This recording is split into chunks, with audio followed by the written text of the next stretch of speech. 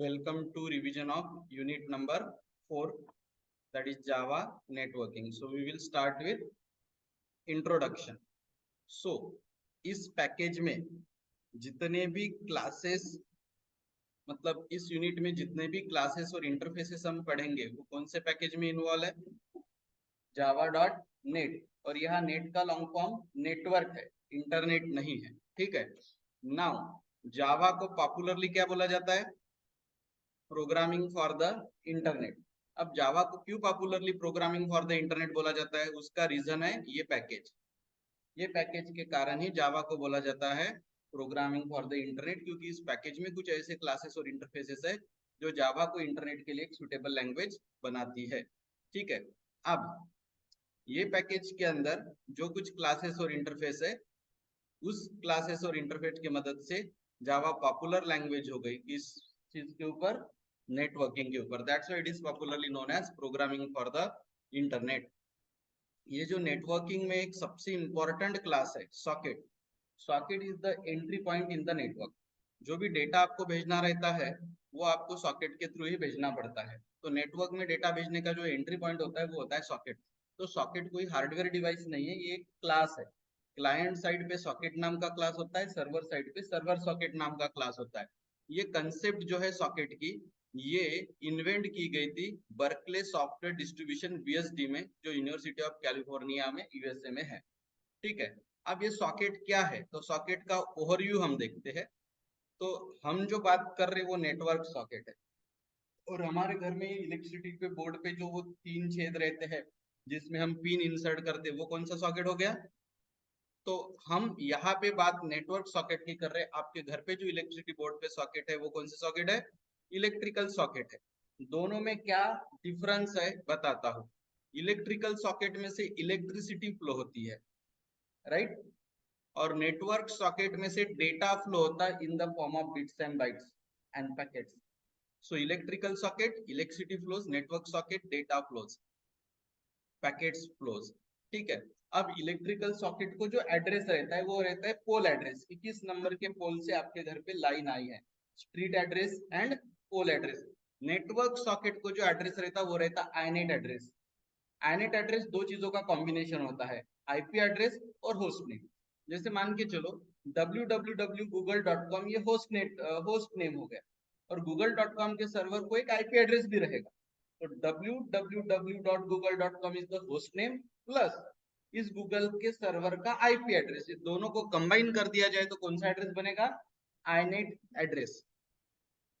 यहाँ पे 3 टाइप के प्रोटोकॉल को हम कंपेयर करने जा रहे हैं, बहुत इंपॉर्टेंट पॉइंट है। Internet protocol, transmission control protocol और user datagram protocol.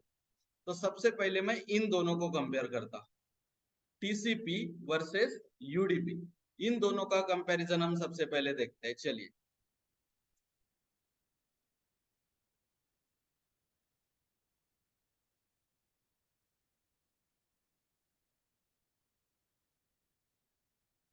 So here you can see TCP connection oriented यानी कनेक्टेड प्रोटोकॉल है। इसका मतलब होता है सोर्स और डेस्टिनेशन के बीच में एक dedicated line of connection establish होती, जो नॉन शेयर्ड रहती। उसके ऊपर किसी का शेयरिंग नहीं रहता, वो सिर्फ इंडिविजुअल कम्युनिकेशन के लिए उन्हीं एक सर्वर और डेस्टिनेशन के बीच में काम आती है। ठीक है। तो कनेक्शन ओरिएंटेड का मतलब होता है dedicated connection between source and destination, non shared dedicated. Connection less का मतलब होता है कोई डेडिकेटेड सिक्योर लाइन नहीं रहेगी, शेयर्ड लाइन रहेगी। ये सोर्स और डेस्टिनेशन भी उस लाइन के अलावा मैसेज पास कर सकेंगे, दूसरे कोई भी कर सकेंगे। तो ये कनेक्शन लेस हो गया। टीसीपी स्टेट मेमोरी है, यानी टीसीपी हिस्ट्री ध्यान में रखती है, क्या भेजा गया था, सक्सेसफुल हुआ था, नहीं हुआ था, पूरा नया यूजर है, ओल्ड यूजर है। यूडीपी स्टेटलेस है, कोई भी हिस्टोरिकल इंफॉर्मेशन वो ध्यान में नहीं रखता। टीसीपी बाइट स्ट्रीम का यूज करती है। ठीक है। मतलब डेटा जो है वो पैकेट्स के फॉर्म में भेजती है, जबकि यूडीपी डेटाग्राम का यूज करती है। ओके, यानी डेटा बंडल के फॉर्म में भेजती है। ठीक है। तो टीसीपी में जो कंसेप्ट यूज होती है कलेक्शन ऑफ डेटा, उसको बोला जाता है पैकेट्स। और यूडीपी में जो कलेक्शन ऑफ डेटा होता है उसको बोला जाता है डेटाग्राम। बाइट स्ट्रीम का मतलब क्या होता है कि डेटा बाइट डेटा टाइप के फॉर्म में जा रहा है, ठीक है। टीसीपी में ऑर्डर्ड डेटा डिलीवरी होती है, मतलब आपने 10 पैकेज अगर भेजे हैं 1 2 3 4 5 6 ऐसे 10, तो पहला पैकेज पहले पहुंचेगा, दूसरा पैकेज दूसरे नंबर पे पहुंचेगा, 10वां पैकेज 10वें नंबर पे पहुंचेगा। लेकिन यूडीपी में कोई सीक्वेंस नहीं है, 10 पैकेट पहुंच जाएंगे लेकिन पहले चौथा पहुंचेगा फिर दूसरा पहुंचेगा, आउट ऑफ ऑर्डर डिलीवरी होगी। टीसीपी रिलायबल है, यूडीपी रिलायबल नहीं है, डेटा लूज हो सकता है। टीसीपी एरर फ्री है, यूडीपी एरर प्रोन है। टीसीपी हैंडशेक करता, मतलब डेटा ट्रांसफर करने के पहले प्रॉपर कनेक्शन स्टैब्लिश करता।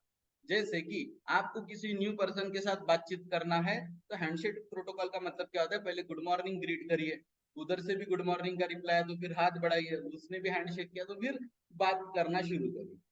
तो टीसीपी पहले कनेक्शन, हैंडशेक ये एक प्री प्रोसीजर होती है डेटा कम्युनिकेशन सेंड शुरू करने के पहले की। तो टीसीपी ऐसा हैंडशेक करता है, यूडीपी हैंडशेक नहीं करता, डायरेक्ट डेटा भेजना शुरू कर देता है, ठीक है। टीसीपी डेटा के फ्लो को कंट्रोल करता है, प्रॉपर सीक्वेंस में भेजता है, एरर करेक्शन करता है, यूडीपी ऐसा कुछ नहीं करता। अब टीसीपी इतना कुछ करता है तो टीसीपी कैसे होगा, स्लो। और यूडीपी डायरेक्ट डेटा भेजता है तो कैसे होगा, fast. TCP point two point है, यानी टीसीपी कनेक्शन एग्जैक्टली दो मशीन के बीच में ही बन सकता है, एक सेंडर एक रिसीवर, ये पॉइंट टू पॉइंट है, 1:1 कनेक्शन। यूडीपी मल्टीकास्ट है, one source multiple destination is possible. TCP में जो सिक्योरिटी प्रोटोकॉल यूज किया जाता है वो एसएसएल टीएसएल है और यूडीपी में डीटीएलएस है, ठीक है। तो ये सब डिफरेंसेस है, ऐसे बहुत सारे साइट्स पे आप देख सकते हैं, यूटीसीपी सिक्योर है, यूडीपी अनसिक्योर है एंड सो ऑन, ठीक है। So these are the differences between transmission control protocol and user datagram protocol. ये दोनों एक दूसरे के मतलब क्या बोलेंगे हम, कॉम्पिटिटर्स है, ठीक है। आपको दोनों में से कोई भी एक यूज करना रहेगा, दोनों नहीं। अब आते हैं internet protocol. Internet protocol low level protocol है और ये एक राउटिंग प्रोटोकॉल है। राउटिंग मतलब ये प्रोटोकॉल सोर्स और डेस्टिनेशन के बीच का रूट डिसाइड करता है कि यवतमाल टू नागपुर जाना है तो कौन से रूट से जाया जाए, ठीक है। ये डेटा को एक छोटे छोटे पैकेट्स में डिवाइड करके फिर उसको सेंड करता है, और आईपी भी कोई डेटा सिक्योर पहुंचने की गारंटी नहीं देता है, तो फिर वो गारंटी आना चाहिए, इसलिए आईपी का कॉम्बिनेशन किसके साथ किया जाता है, टीसीपी। तो आईपी रूट डिसाइड करता है और टीसीपी उस रूट के ऊपर फिर पैकेट भेजता है, ठीक है। तो ये हो गया सॉकेट ओवरव्यू। नेक्स्ट टर्मिनोलॉजी है क्लाइंट एंड सर्वर। तो क्लाइंट और सर्वर एक नेटवर्किंग कंसेप्ट है, एक पॉपुलर नेटवर्किंग कंसेप्ट है विच एवरीबॉडी नोज। तो सर्वर एक ऐसी मशीन होती है जिनके पास कुछ रिसोर्सेस होते हैं, और वो रिसोर्सेस वो सर्वर क्लाइंट के साथ क्या करना चाहता है, शेयर करना चाहता है। तो एक ऐसे जो चीज है that is called server. Server के टाइप है जो कैलकुलेशन, फास्ट कैलकुलेशन करता है, जिसका प्रोसेसर तेज है, वो कंप्यूट सर्वर। जो जिसको प्रिंटर अटैच है वो प्रिंट सर्वर। जिसमें बड़े बड़े हार्ड डिस्क लगे हैं और सिर्फ डेटा स्टोर करने के काम में आते वो डिस्क सर्वर। जिसमें वेब पेजेस स्टोर रहते वो वेब सर्वर। ऐसे सर्वर के अलग अलग टाइप है।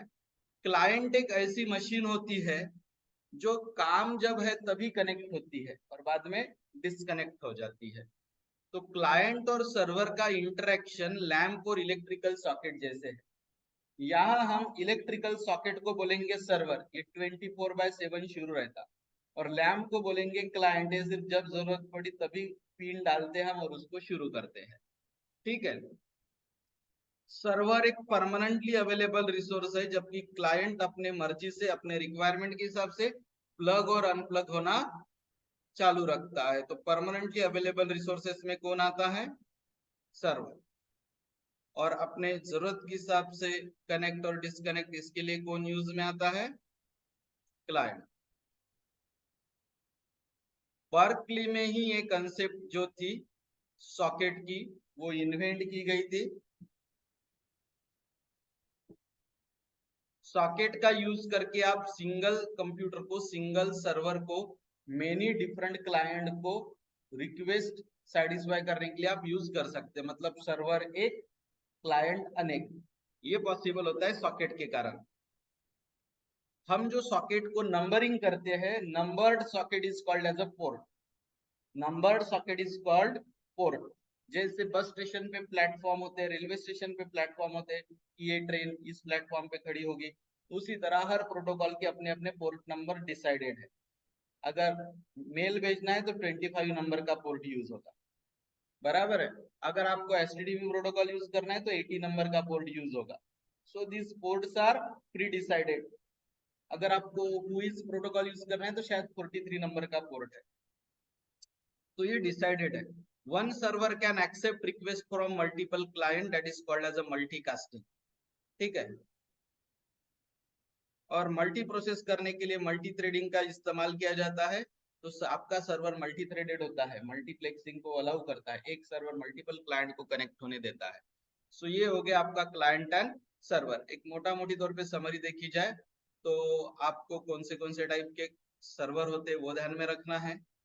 फिर आपको ये ध्यान में रखना है कि सर्वर परमानेंटली अवेलेबल रिसोर्स है, क्लाइंट जरूरत के हिसाब से कनेक्ट करता है। सॉकेट को जो नंबरिंग होती है, दैट नंबर्ड सॉकेट को पोर्ट बोला जाता है। सर्वर का काम लिसन होता है, क्लाइंट का काम स्पीकिंग होता है, ये मेन चीज है। नाउ रिजर्व सॉकेट, इसके ऊपर क्वेश्चंस आते हैं। तो पहले लोअर यानी पहले 1024 जो सॉकेट है वो रिजर्व है पर्टिकुलर कामों के लिए, वो हम यूज नहीं कर सकते हमारे पर्पस के लिए। These are reserve for particular task.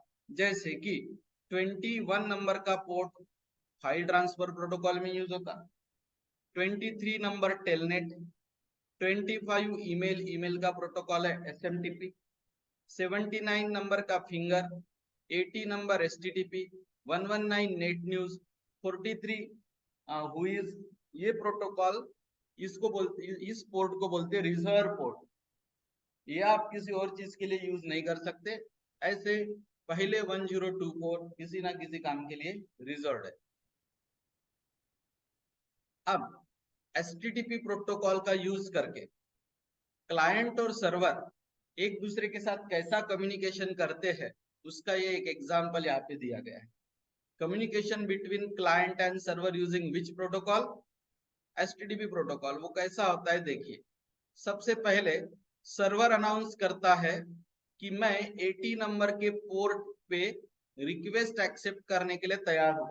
यानी दुकानदार एडवर्टाइज करता है कि मैंने आज की दुकान मेरी खोल ली है, ये मेरा एड्रेस है, ओके, 80 नंबर का मेरा शॉप है, जिसको आना है वो यहाँ आके खरीदी कर सकता है, ठीक है।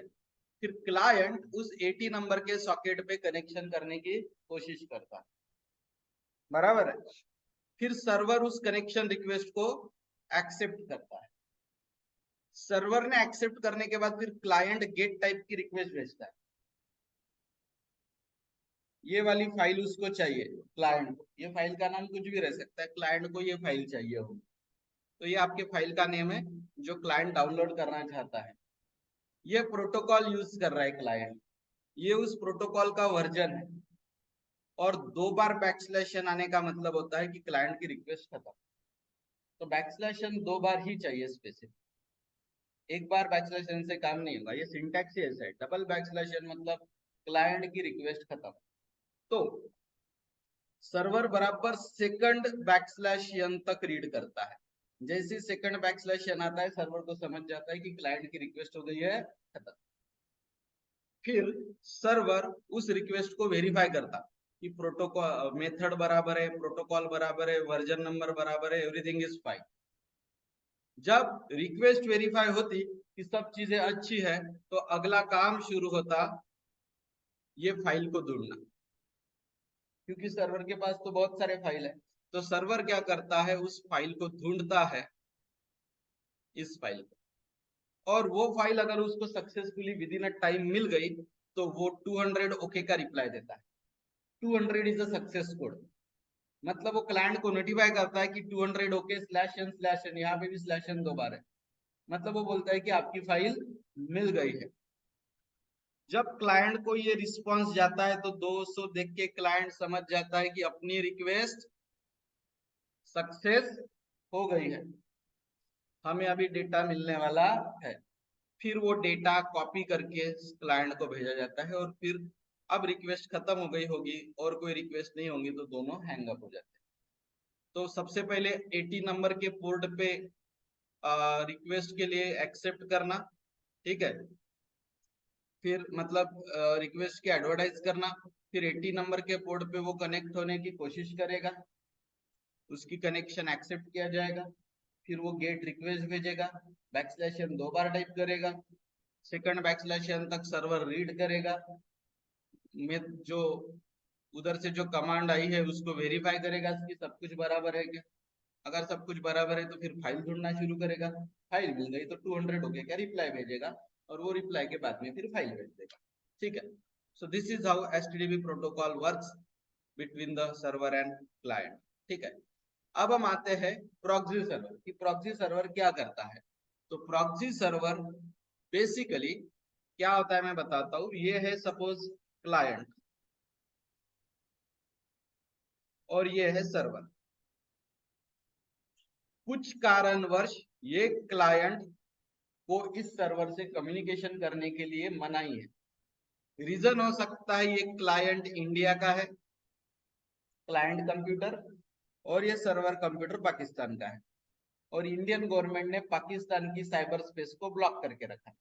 मतलब इंडिया से कोई भी रिक्वेस्ट पाकिस्तान के सर्वर स्पेस पे जाएगी तो उसको एक्सेप्ट नहीं किया जाएगा, ऐसे ब्लॉक करके रखा है। तो अब तो ये क्लाइंट उस सर्वर के साथ कम्युनिकेशन कर पाएगा क्या, नहीं कर पाएगा। लेकिन अपने को तो ऐसा कम्युनिकेशन करना है, तो फिर बीच में आता है प्रॉक्सी सर्वर। तो फिर ये क्लाइंट क्या करेगा, प्रॉक्सी सर्वर को रिक्वेस्ट भेजेगा, प्रॉक्सी सर्वर इधर रिक्वेस्ट भेजेगा, ये इधर आएगा, ये इधर आ जाएगा। तो this is how communication can takes place. तो ये जो कम्युनिकेशन होता है ये प्रॉक्सी सर्वर के थ्रू ऐसा पॉसिबल किया जा सकता है। ये एक यूज हुआ प्रॉक्सी सर्वर का। दूसरा, आपको कोई ऐसी इंफॉर्मेशन सर्च करना है जो सेंसिटिव है और आप चाहते हैं कि आपका आईपी एड्रेस सर्वर को पता ना चले, तो आप आपकी रिक्वेस्ट इसको भेजोगे, ये वो रिक्वेस्ट आगे भेजेगा। अब सर्वर को किसका आईपी एड्रेस पता चला, प्रॉक्सी सर्वर का, आपका आईपी एड्रेस हाइड हो गया। ये दो यूज हो गए। तीसरा यूज ये है प्रॉक्सी सर्वर का कि प्रॉक्सी सर्वर क्या करता है, क्लाइंट को जो फाइल बार बार लग रही है उसको अपने पास स्टोर करके रख देता है, that is called as a caching, cache करके रख देता है, ताकि अगली बार जब आपकी रिक्वेस्ट आई तो डायरेक्ट यहाँ से ही रिस्पॉन्स मिलेगा, उधर जाने की जरूरत नहीं है, तो आपका नेटवर्क ट्रैफिक भी बच जाएगा। बार बार लगने वाले फाइल को प्रॉक्सी सर्वर कैच करके रख देता है, बराबर है। प्रॉक्सी सर्वर लोड बैलेंसिंग भी करता है, सर्वर का काम कम कर देता है। प्रॉक्सी सर्वर यूजर के एक्टिविटी को भी ट्रैक कर सकता है, एक आधी कंपनी भी प्रॉक्सी सर्वर लगा सकती है कि मेरे एम्प्लॉय दिन भर में क्या कर रहे हैं, ठीक है। तो ये प्रॉक्सी सर्वर का काम दिखाने के लिए एक बहुत ही अच्छा एनिमेटेड वीडियो इंटरनेट पे अवेलेबल है, जो मैं हमेशा स्टूडेंट को बोलता हूँ कि वो देखना चाहिए। वो मैं प्ले करता हूँ, हार्डली 2-3 मिनट का ही होगा, बट इट इज ये पूरा एनिमेटेड तरीके से बताया गया है कि how proxy server works.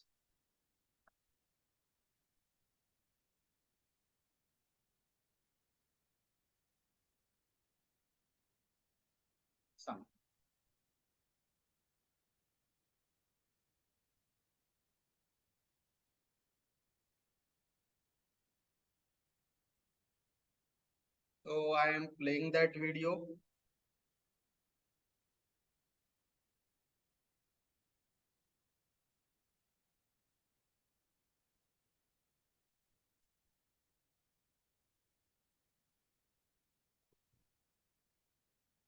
Wait, let me search that particular video which I want.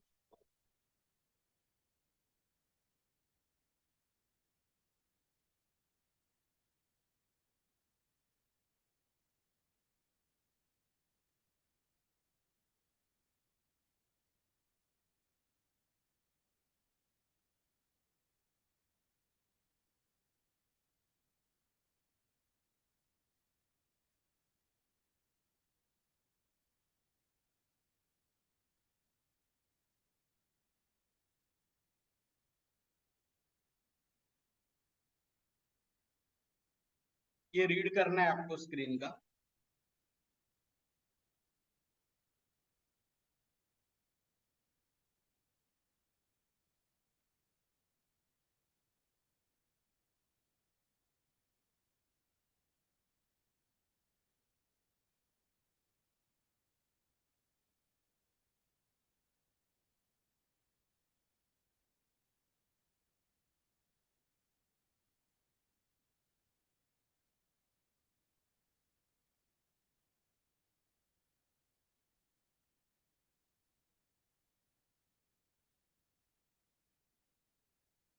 तो अभी आपने रिक्वेस्ट किसको भेजी थी?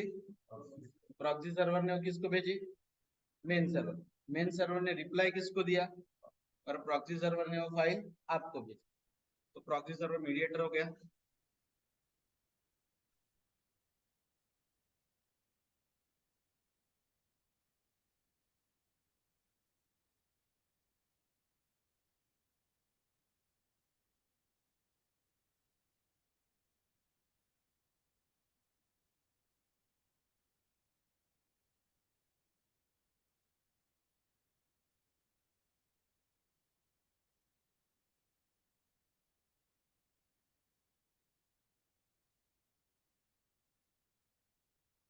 नाउ हियर सी, आपका आईपी एड्रेस ये था, लेकिन मेन सर्वर में कौन सा आईपी एड्रेस गया? प्रॉक्सी सर्वर का, यानी आपका आईपी एड्रेस वहां पे छुप गया है ना, हाइड हो गया। दो यूज हो गए अभी तक।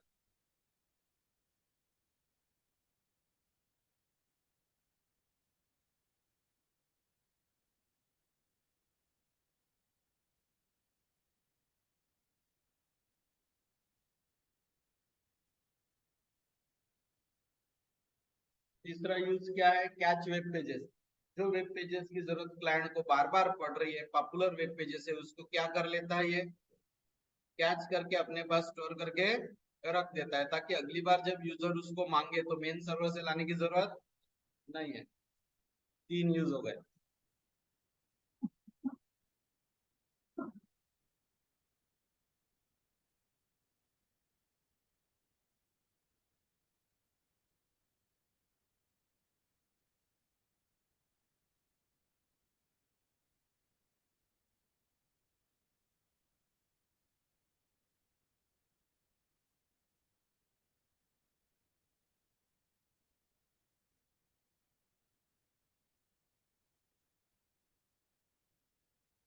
देखो, पहला था कि आप इंटरनेट एनोनिमसली सर्च कर रहे हैं, आपका आईपी एड्रेस पता नहीं चल रहा, स्पीड बढ़ गई क्योंकि कुछ कुछ फाइल आपको मेन सर्वर से ना मिलते हुए वही के वही से मिल गई।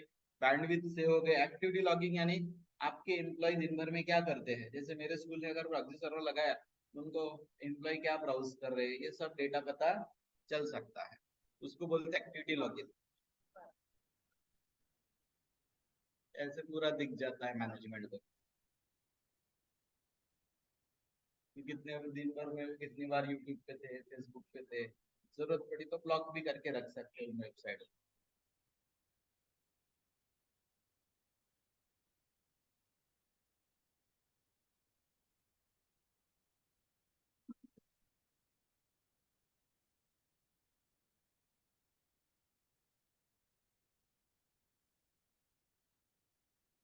प्रॉक्सी सर्वर डेटा को इनक्रिप्ट नहीं करता।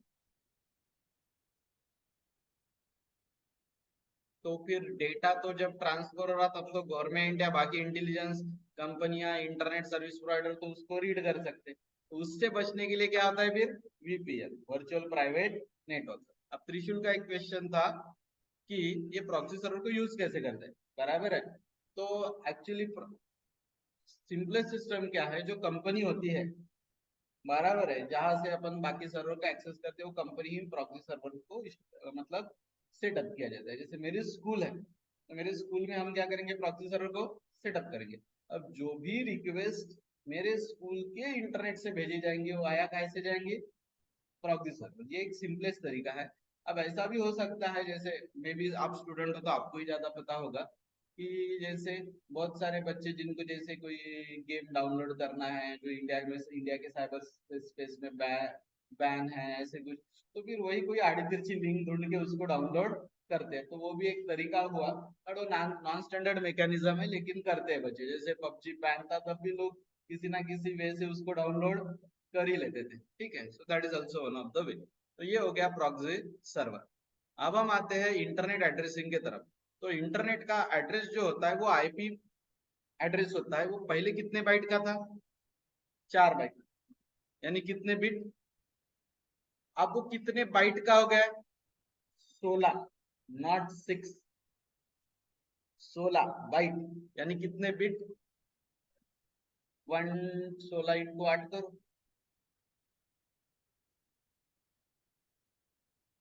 128। तो ये हो गया 4 बाइट 32 बिट, ये हो गया 16 बाइट 128 बिट। अब ये क्यों बढ़ाना पड़ा? रीजन है इंटरनेट के यूजर्स बढ़ गए, तो वो 4 बाइट के एड्रेस इनसफिशियंट होने लग गए थे, दैट्स।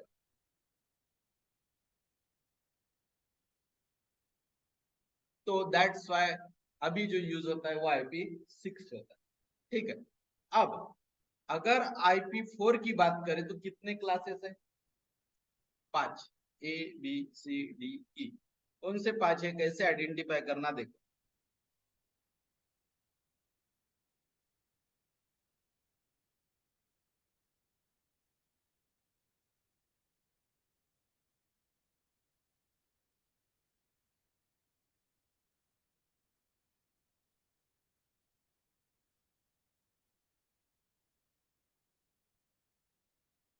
IP एड्रेस कितने बाइट का रहता है? 4 बाइट का रहता है ना। तो उसमें से जिसका पहला बाइट ये रेंज में आता, वो कौन सा? क्लास ए। दूसरा बाइट ये रेंज में आता, सॉरी, पहला बाइट ये रेंज में आता, वो क्लास बी। मतलब 4 बाइट का आईपी एड्रेस रहता है ना, तो उसमें का पहला बाइट का रेंज अगर 0 to 127 होगा तो क्लास ए। पहले बाइट का रेंज 128 to 191 होगा तो क्लास बी। पहले बाइट का रेंज 192 to 223 होगा तो सी। 224 से 239 होगा तो, और 240 से 255 होगा तो all depend on the first byte only. Second third fourth का कोई लेना देना नहीं है। मैं और एक आपको दूसरा वेबसाइट ओपन करके भी ये समझाता हूँ।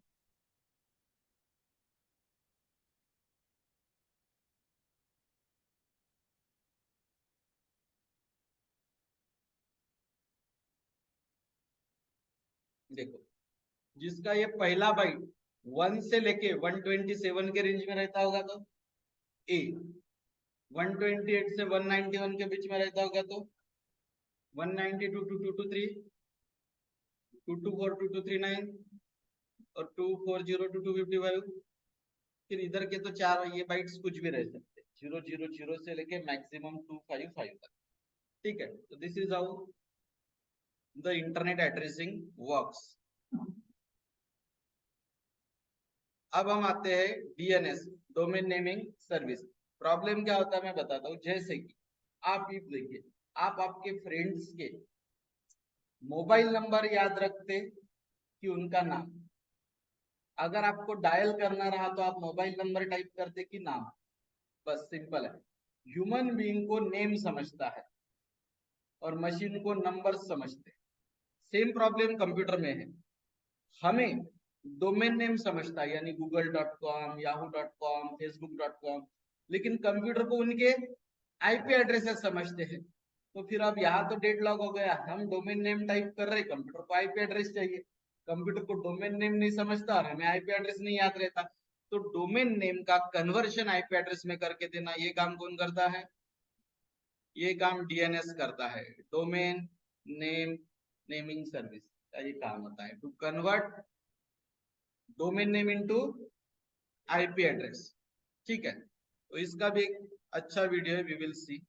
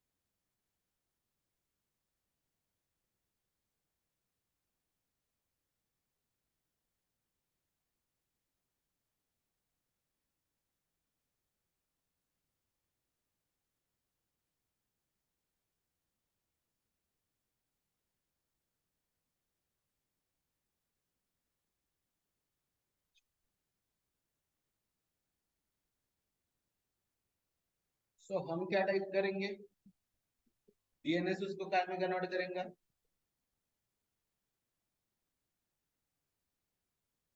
तो आप जब भी डोमेन नेम टाइप करते हो तो डायरेक्ट वेबसाइट ओपन होती है कि पहले वो रिक्वेस्ट डीएनएस सर्वर को जाती है।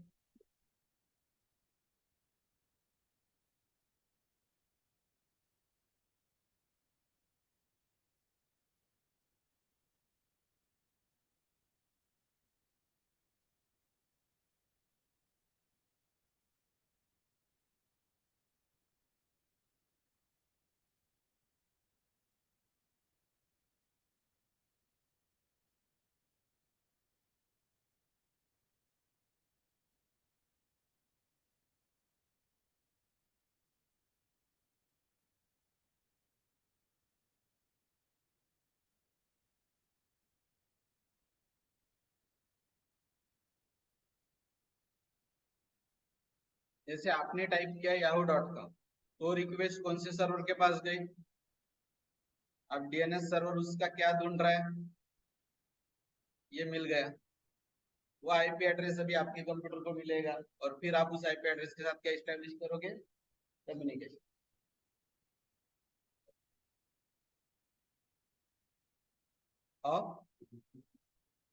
और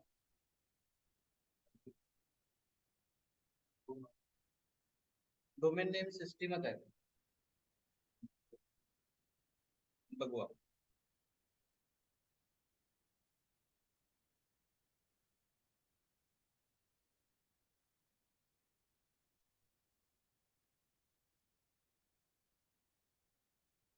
तो कभी कभी क्या होता है, मैं अपने नियरेस्ट डीएनएस सर्वर के पास अगर वो आईपी एड्रेस नहीं मिला तो वो रिजॉल्वर सर्वर के पास जाता है।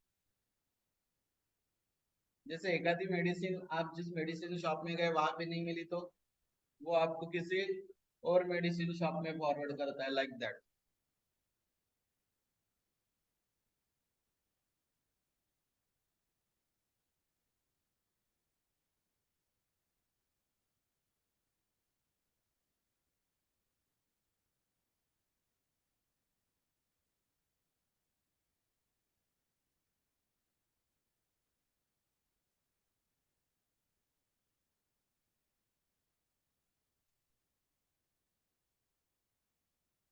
ओके, तो ओवरऑल समझ में आ गया कंसेप्ट, पूरा वीडियो देखने की जरूरत नहीं है। तो अच्छा, यहाँ डीएनएस डोमेन नेम सर्विस दिया, एक बार मैं एश्योर्ड करके आपको बता देता हूँ। ठीक है, तो सीधा सीधा हम क्या टाइप करेंगे, डोमेन नेम, बराबर है। और ये सर्वर उसका क्या ढूंढ के देगा हमें, यस, और फिर कम्युनिकेशन स्टेब्लिश होगा। नेक्स्ट है Java and the net package. ठीक है, तो जावा का नेट पे पॉपुलर होने का मेन रीजन है ये पैकेज, डॉट नेट पैकेज। तो इस पैकेज में जो क्लासेस आते हैं वो ये है, authenticator, content handler, datagram packet, datagram socket, datagram socket IMPL, HTTP URL connection, inet address, inet 4 address, inet 6 address, inet socket address, jar, url connection, multicast socket, net permission, network interface, password authentication, server socket, socket address, socket IMPL, socket permission, URI, URL, URL class loader, URL connection, URL decoder, URL encoder, URL stream handler। किसी किसी के सामने bracket में जो number दिया है वो number ये बताता है कि वो जावा के कौन से वर्जन में ऐड हुआ। इसमें से कौन से क्लासेस हम कवर करेंगे वो भी बता देता हूँ आपको। 1, 2, 3, 4, 5,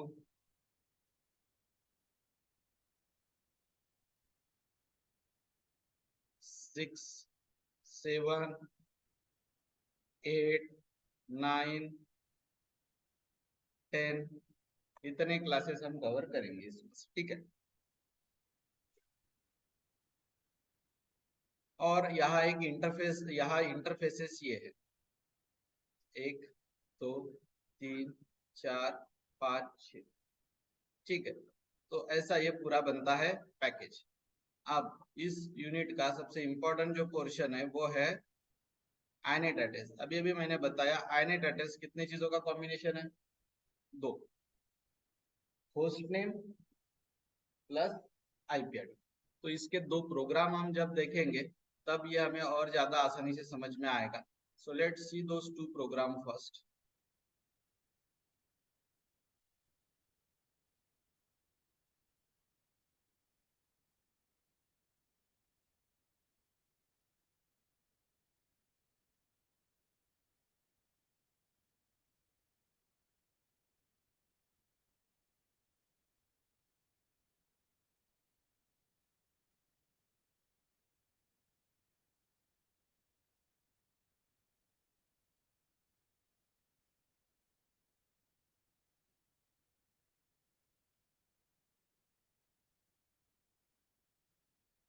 पहले वो देखना पड़ेगा दूसरा.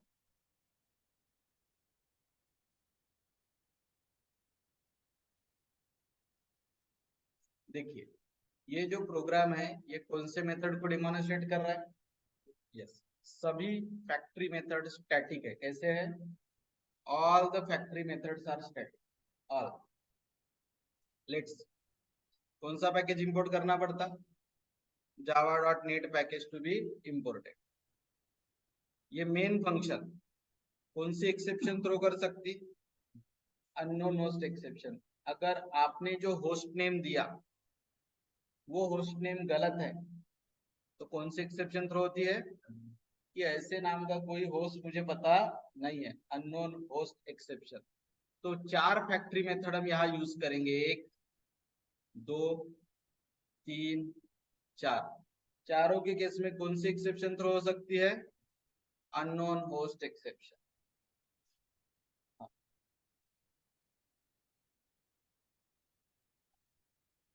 नहीं, यह क्लास का नाम यूज ही नहीं हुआ ऐसा.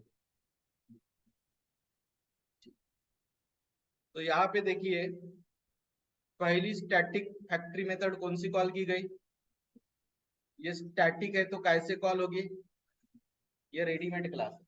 एक inet एड्रेस नाम का रेडीमेड क्लास है, उससे एक स्टैटिक मेथड कॉल की गई गेट लोकल होस्ट. अब इससे जो एड्रेस पता चलेगा inet एड्रेस, वो किसको असाइन होगा? ad1. सो ad1 कौन से क्लास का ऑब्जेक्ट है? inet एड्रेस का. और हम ad1 को क्या कर देंगे? प्रिंट कर देंगे. तो ad1 में दो चीजें प्रिंट होगी. ad1 में दो चीजें प्रिंट होगी. पहली चीज क्या प्रिंट होगी? होस्ट नेम और स्लैश के बाद आईपी एड्रेस. माझ्या लॅपटॉप गेट लोकल होस्ट म्हणजे कोणत्या लॅपटॉपचं? माझ्या, ज्याच्यावर मी प्रोग्राम रन करतो. क्लासनी कॉल होत आहे म्हणजे मेथड कशी आहे?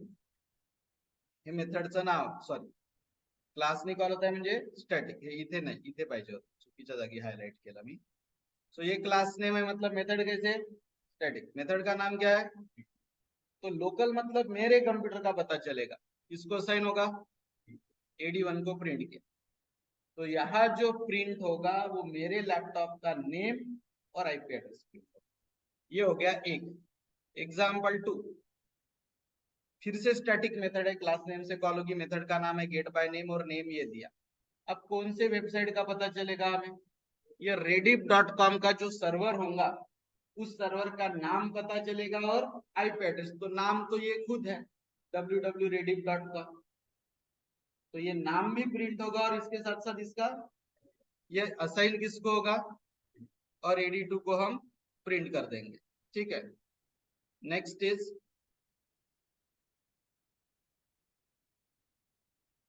ये inet एड्रेस. अब रिटर्न टाइप नॉर्मल ऑब्जेक्ट नहीं है, इसके जैसे क्या है ऑब्जेक्ट का? एरे. अभी तक एक एक ही inet एड्रेस रिटर्न होता था, अब क्या होंगे? मल्टीपल एरे रिटर्न होगा. और मेथड का नाम है गेट ऑल बाय नेम. यहाँ ऑल वर्ड नहीं था, यहाँ ऑल वर्ड है.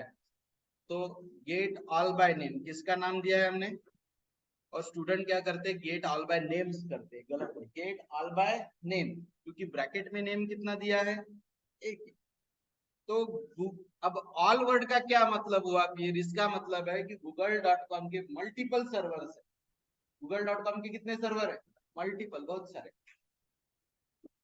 google.com के मल्टीपल सर्वर्स अवेलेबल है. सपोज 10 होंगे तो वो 10 के नाम तो गूगल गूगल ही रहेंगे और 10 के आईपी एड्रेस अलग अलग रहेंगे. वो नाम और आईपी एड्रेस ये एरे में आके क्या हो जाएंगे? 10 है तो फिर ये लूप कहां से कहां रिपीट होगा, 0 to 9। पहले 0 नंबर का प्रिंट होगा, फिर 1 नंबर का अप टू 9। ठीक है।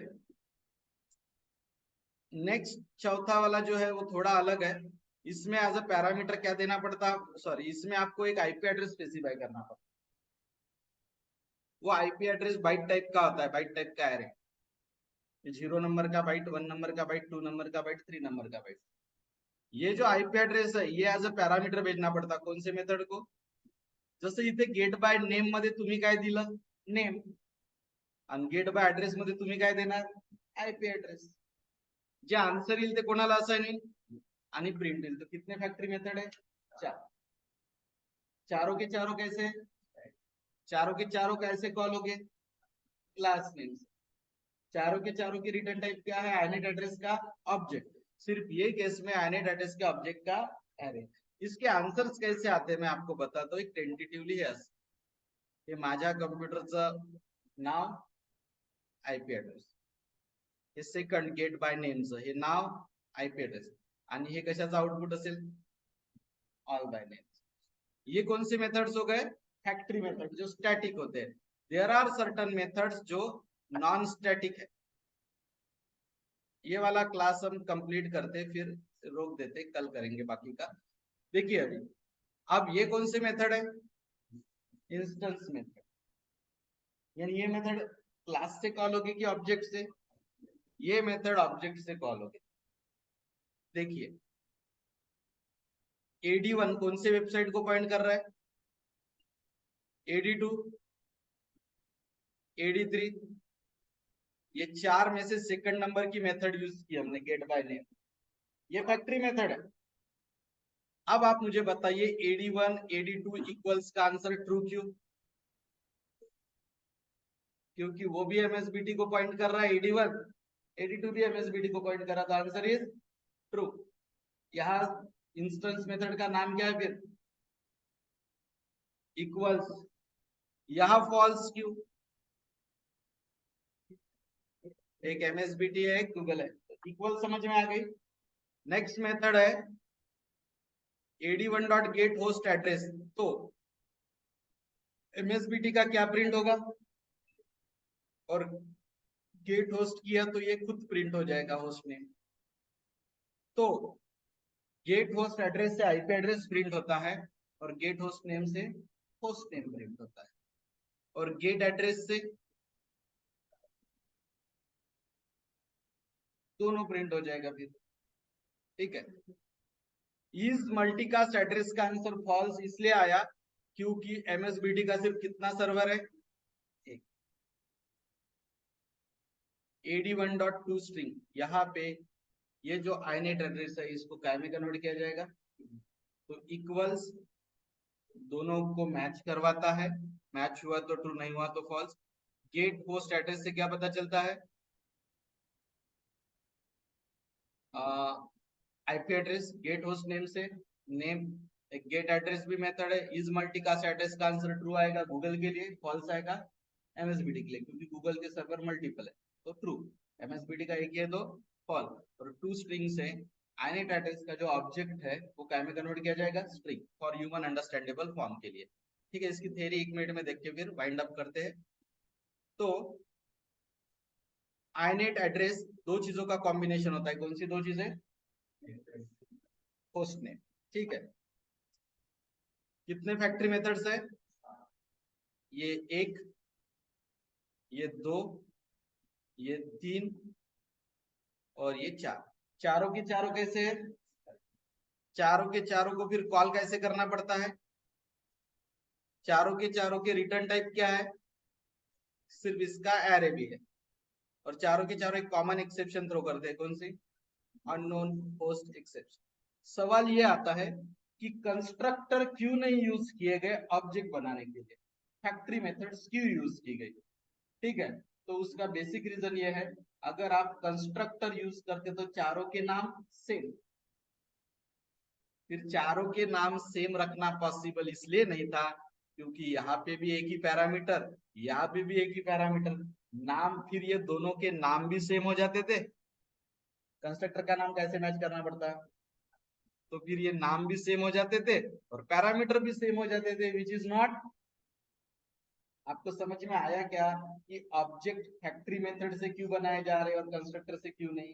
कंस्ट्रक्टर से बनाते थे तो यहाँ डेडलॉक हो जाता था ना, दोनों के नाम भी सेम हो जाते थे और पैरामीटर भी सेम हो जाता था। कंस्ट्रक्टर एक क्लास में दो तभी रह सकते हैं अगर नाम सेम और पैरामीटर, तो यहाँ तो प्रॉब्लम हो जाता था, नाम भी सेम और एक ये प्रॉब्लेम था। दुसरा प्रॉब्लेम, मिनिंगफुल नाम लेना पॉसिबल नाही. इथे कसं समजते तुम्हाला, गेट लोकल होस्ट म्हणजे आपल्या लॅपटॉपचं, गेट बाय नेम म्हणजे ज्याचं नाव दिलं त्याचं, गेट ऑल बाय नेम म्हणजे मल्टीकास्टेड सर्व्हर आहे बा, गेट बाय एड्रेस म्हणजे ज्याचा एड्रेस दिला है त्याचं. सो यहाँ पे आपको मीनिंगफुल नाम देते आ रहे कंस्ट्रक्टर रहता तो. ये दो रीजन के कारण इन्होंने कंस्ट्रक्टर को ऑप्ट आउट नहीं किया और इसको कर दिया. समझ में आया? This is the reason. ये इंस्टेंस मेथड में हम गेट एड्रेस पे कंफ्यूज थे, वो एक बार बता देता हूँ. इक्वल्स बराबर समझा था. गेट एड्रेस मैंने वहां प्रॉपर एक्सप्लेन नहीं किया था. ये क्या रिप्रेजेंट करता, देखो ये क्या रिप्रेजेंट करता, बाइट एरे. बाकी गेट होस्ट एड्रेस हमने देख लिया था, ये क्या रिटर्न करता है, ओनली आईपी एड्रेस. और गेट होस्ट ने only host. Is multicast multiple रहे तो ट्रू, एक ही सर्वर रहा तो फॉल्स. टू स्ट्रिंग ऑब्जेक्ट का कन्वर्जन स्ट्रिंग में करते हैं ताकि यूजर अंडरस्टैंडेबल हो. तो इतना कंप्लीट हुआ है पार्ट 1 ऑफ रिवीजन में. पार्ट 2 में टीसीपी आईपी क्लाइंट सॉकेट लिया जाएगा, क्विज प्रोटोकॉल का एक प्रोग्राम लिया जाएगा, यूआरएल, यूआरएल के फॉर्मेट और कंस्ट्रक्टर, फिर यूआरएल कनेक्शन, उसके बाद में सर्वर सॉकेट, फिर डेटाग्राम में एक हम चार्ट, एक सिंपल चार्ट एप्लीकेशन बनाएंगे क्लाइंट सर्वर के बीच चैटिंग का, और फिर ये यूनिट खत्म होगा.